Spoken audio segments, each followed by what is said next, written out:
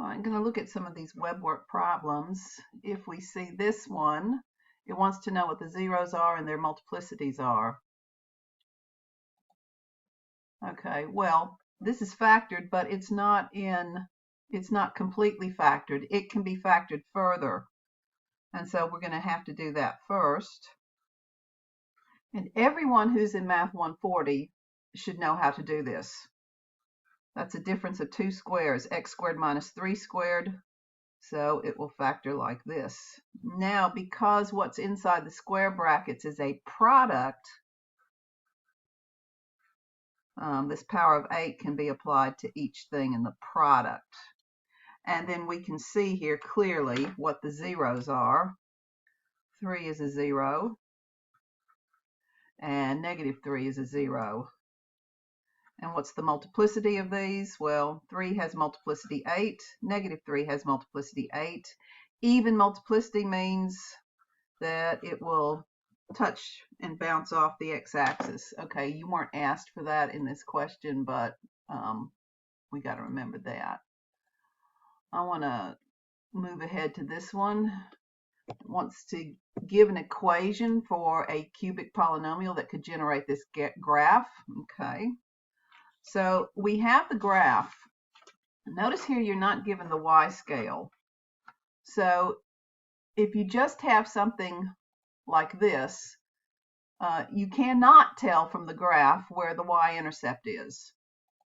It's only in this information down here, given that it passes through the point 0, 16. 0, 16 is on the y-axis, and so that's going to be at 16. Notice here it says the vertical and horizontal scales are not the same, so it's not to scale as we would know it. Okay, so I can do that next. And I should have all the information I need now to write the formula. This is a typical test question, a typical final exam question, because this is not just something you can put in your calculator and check. You have to know all of these rules.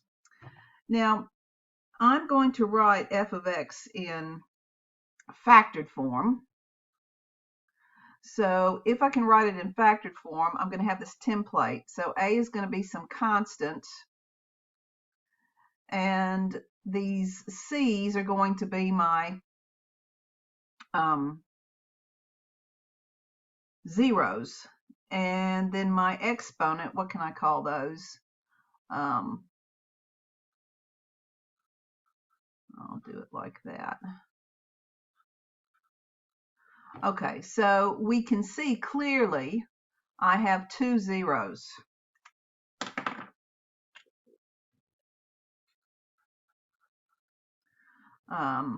So I have 2 x-intercepts, -2 and 2. And so x-intercepts are zeros of a polynomial function. Now, because the graph touches and bounces back at -2, it will have even multiplicity. Because the graph goes through +2, crosses through, it will have odd multiplicity. So what this means is, well, I can now write f of x. I can refine that. It'll be some constant out the front, which I don't know yet, times x minus my first 0, which is -2. And since the multiplicity is even, it will be an even number, and I'll just give the smallest even number if we're going to find any polynomial that works. And then my second 0 is going to be 2, and its multiplicity is odd. It needs to be an odd number here, and they just want any polynomial that works, so I'll use the smallest odd number. Okay, we also have the fact if x is a 0, or if c is a 0,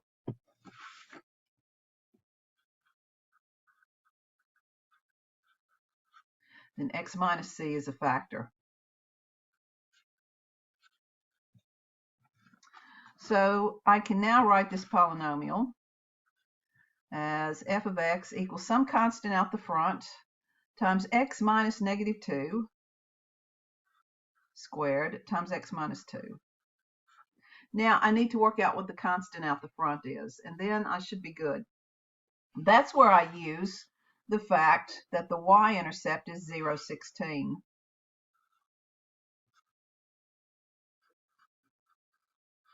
Okay. Now, the y-intercept is found at the constant term of the polynomial.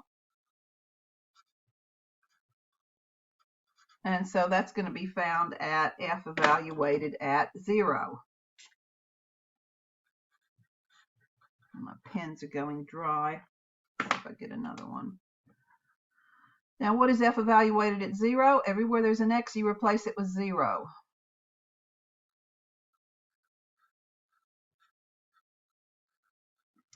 So f of 0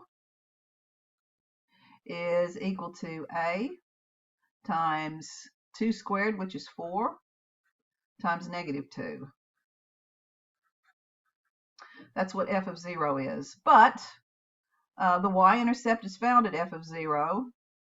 And so that number there is also f of 0. So if 16 is f of 0 and negative 8a is f of 0, they're both the same thing.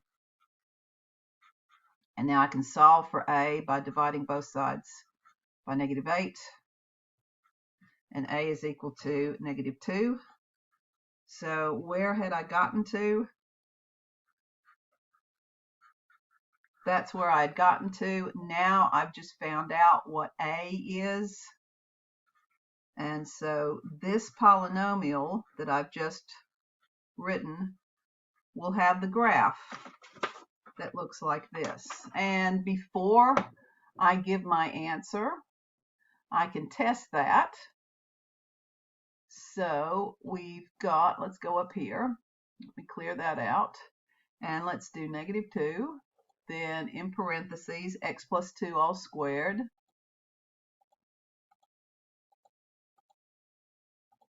Times, in parentheses, x minus 2. And let's see if the graph will give us this. So zoom 6. Now this is the standard window, so I might want to shave off some here, and I want to see where that y-intercept is. So I'll press window. Let's go from negative 5 to 5 on the x-axis. Then on the y-axis, let's go from negative 2 to 20. And I should be able to confirm that that's what's going on. All right, so that's exactly what I want. Now, if I wanted to confirm the end behavior of this, it should be up, down. Well, end behavior, I'm going to take that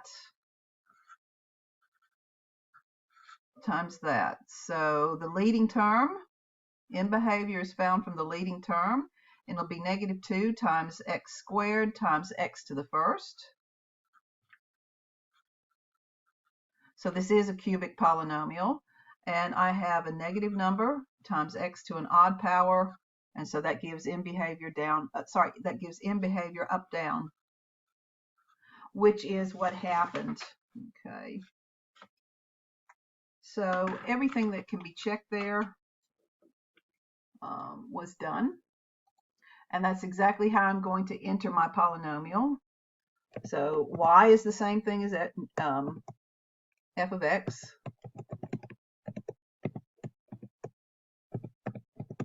Okay. All right.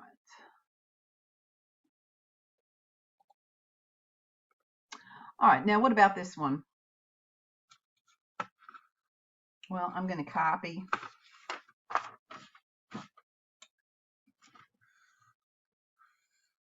what's going on here.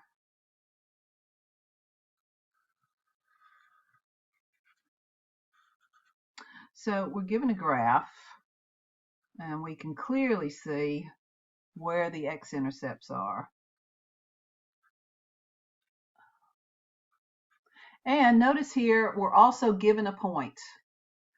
So since we're given this point, you are free to assume that this point has coordinates 2, negative 12. So because that point is filled in, you are allowed to assume that that's what it looks like, 2, negative 12. So notice here, that looks very much like negative 1, 4, but you are not allowed to assume that because it might not be. It might be negative 1, 3.999. But because that point is filled in there, you are allowed to assume that that point is on the graph. Okay, so determine the equation of the polynomial of minimal degree. So that means when you get the multiplicity, you can use the smallest ones, whose graph is shown above. Write your answer in factored form. Okay, so let's get so this is what we have to go on. Okay, now I can clearly see from the graph that negative 2 is a 0. That negative 2, 0, and 4 are x-intercepts. And so those are my zeros. And I can see clearly from the graph, well, these are my zeros. Okay, so my factors, if c is a 0, x minus c is a factor. So if negative 2 is a 0, x minus negative 2, which is x plus 2, is a factor. If 0 is a 0, x minus 0, which is just x, is a factor. If 4 is a 0, then x minus 4 is a factor. Now, what about multiplicity? Well, because it crosses through at negative 2, it will be odd. And it's said of minimal degree. So what's the smallest odd number? 1. So I can write f of x in factored form. I'm going to have some number out the front. It may or may not be 1, but I don't know that yet. And then I'll multiply it by this factor. And since it has odd degree and the smallest odd number is 1, I'm going to have that. What happens at 0? It crosses through. So the multiplicity will also be odd, and so I can make it minimal. I can make that to the first power. And what happens at 4? It crosses through. So it will have odd multiplicity, and so I can make that exponent 1. Okay, so I've almost got f written out in factored form.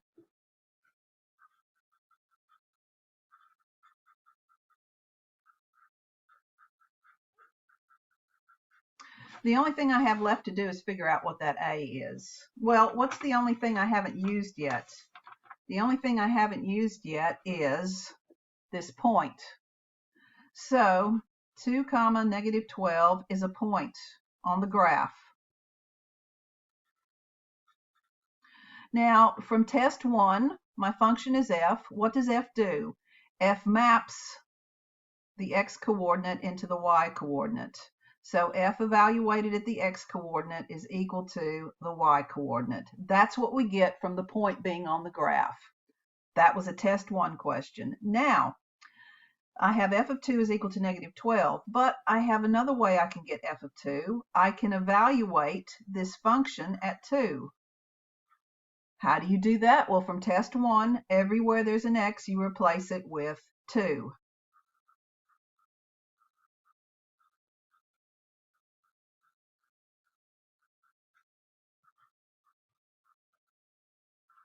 So I'm going to have 4 times 2 times negative 2. 4 times 2 is 8.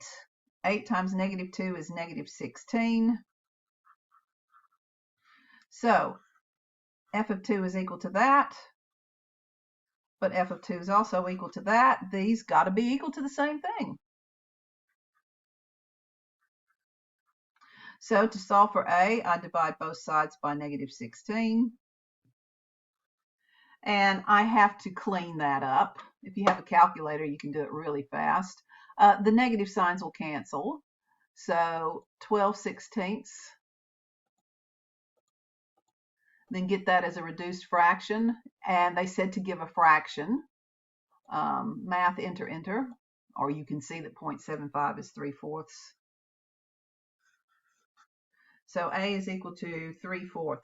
So now I come back and I can write my equation for F in complete factored form. A is equal to 3/4. And this is my answer. And if I wanted, I could just give that a quick check with the graphing calculator. Let me get that away. Then 3/4 times x plus 2 times x minus 4. And I can do a zoom 6.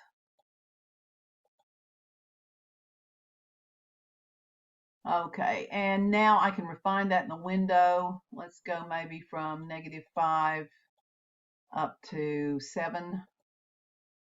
And let's do -20. And then graph. Let's see how that. Okay, so that's looking really, really good of what we expected. And we can see that the 0.2 comma -12 is on. How can I see that? Do second graph. It'll give you a list of points there when x is equal to 2. All right, the y coordinate is -12. Okay, so with problem 5, they want to give it in factored form. They want you to give that constant out there as a fraction. So if you put it in decimal, it's going to tell you it's wrong. We should be able to see that we've got x-intercepts at -2. So x plus 2 is a factor. I've got an x-intercept at -4. So x plus 4 is a factor. And I've got an x-intercept at +4, so x minus 4 is a factor. I have a y-intercept at 0, -1. So putting all of that together, that should be enough to solve this problem.